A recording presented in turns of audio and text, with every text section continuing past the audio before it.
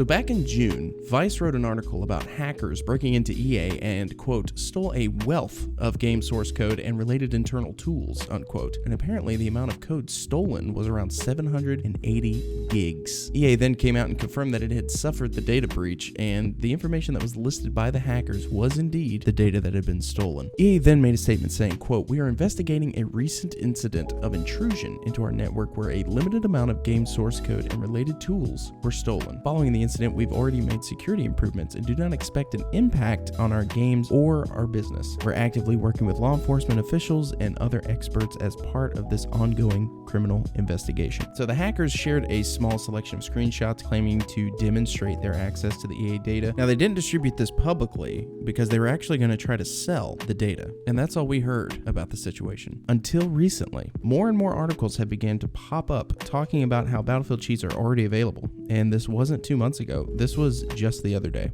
Tom Henderson even tweeted about the problem. I recently spoke with a hacker provider about Battlefield 2042 cheats already being advertised, etc. He replied, yeah, the game is we have seen a 400% rise in website traffic and signups in August over July, with a large amount of that coming from Battlefield 2042 searches. I even saw people saying 2042 is going to be just as ruined as Warzone, so naturally, there's a cause for concern, especially for fans and dedicated players of the franchise. But don't worry, this story will have a happy ending, I promise. First, I want to discuss something that I think will go a long way with Battlefield 2042. Don't be Warzone. What do I mean? Warzone launched in March of 2020 and was a smash hit. If you don't know what Warzone is, then I don't know what to tell you. But just in case, it's Call of Duty's Battle Royale mode. I'm just trying to look out for everybody here. Warzone was amazing when it launched. And yes, there were a few bugs and glitches here and there, and it was fine. The game mode was brand new, and the devs are working hard to keep this workhorse of a game mode going. But unfortunately, the fun would only last for so long. So while Warzone is still, to this day, a very solid game, it is plagued with hackers. The cheats and hacks are running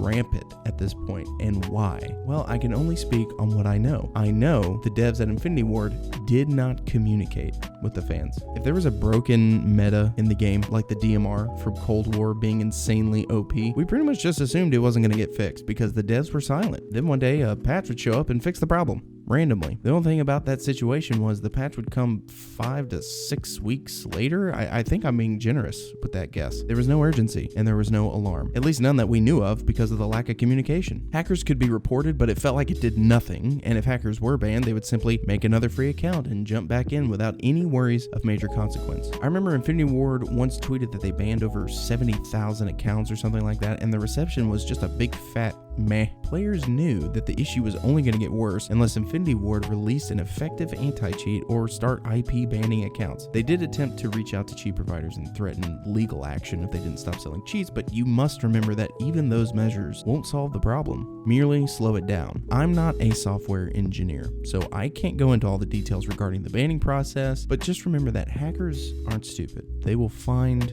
a way. Now, with the upcoming Call of Duty Vanguard set to release this November, a new anti-cheat has been one of the highlights of the game's reveal, as well as a new Warzone map. We're a year and a half past the launch of Warzone, and we are just now getting a new system and a new map. I don't really count the updated Verdansk, and neither should you. They set a new map and just did not deliver. What were the consequences of these decisions? Well, competitive tournaments are constantly being interfered with. Regular players get absolutely smoked and end up either leaving the game altogether or joining in on the hacker lifestyle, which makes the problem even worse. I remember Nick Merckx got paired up with a hacker who said that he was against hacking, and then the hacking became too much, and he just wanted to have fun in the game again, so he just started hacking. And that should never happen, in my opinion. And on the other hand, what is Infinity Ward supposed to do? It's a real problem, and I'm not going to pretend like I know the first thing about game development. But I did notice that the store in Warzone was constantly being updated and getting new kits and skins, so I don't know, maybe that had something to do with priorities. Now back to Battlefield. The code is out there, and hackers are coming. Any Battlefield game you play today has hackers in it, and that was before the breach. One thing that DICE has gotten right so far is transparency, something the devs of Warzone seem to fail at. There was a lot of data stolen back in June, and they let everyone know what was up. So they started off on the right foot, but what do they do now?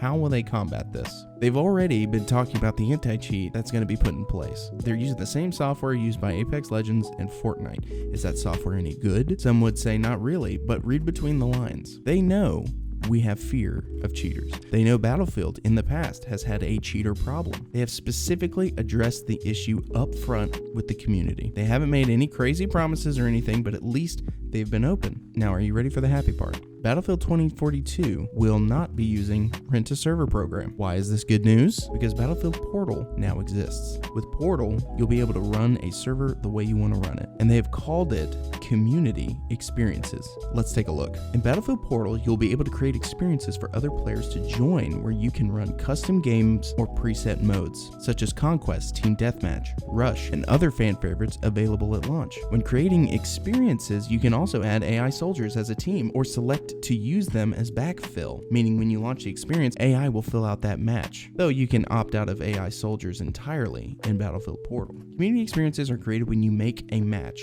and will remain online while the experience has players active. At launch, you can also expect basic admin tools usable by creators of experiences, such as the ability to ban usernames, which continue across experiences you create. If you end up liking another player's experience, you can follow that player and keep track of when they're running matches. As creator, you'll be able to share your own creations and give others permission to build upon them with their settings and logic edits. Some of the most creative and popular player-created experiences will be featured in an official, curated playlist, making it convenient for you to find fun and innovative new matches the moment you load into Battlefield Portal. As it turns out, the best anti-cheat that will be coming to Battlefield 2042 is you. Through the admin tools of Portal, you'll be able to ban players from your experience. And once they're banned, you won't have to worry about them coming back because it continues across experiences that you create. And on top of that, you can favorite other players. For instance, I'm going to be banning any hackers that appear in my experiences. So you might want to favorite me, so anytime I'm online running my own matches, you can join in and not have to worry about hackers. Or at least take comfort in the knowledge that if I see one that is running around in my game or my experience, he's going to be banned. Never to return in anything that I experience in Battlefield Portal because of the consistent ban list that is specific to me. Am I making any sense?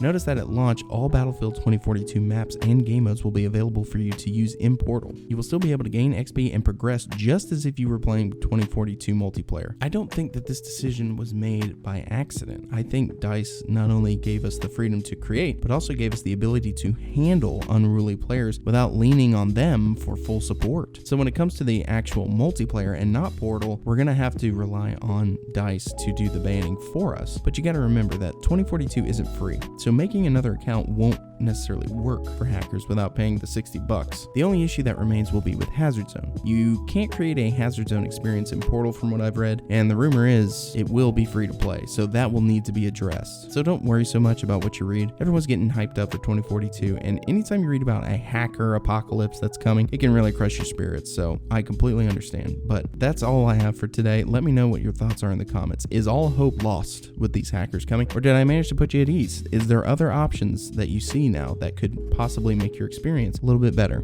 Let me know. We didn't get any news yesterday from Gamescom about Battlefield, but after this tweet from Westy, I'm not really worried. Today could be the day we get news or a reveal, so let's hope. We stream Battlefield 4 pretty much every night in preparation for 2042, and we need you there. So hit subscribe and come by the stream. I'd love to talk to you. Thank you guys so much for watching, and if you enjoyed this video, hit like, and if not, a dislike, and I will see you in the next video.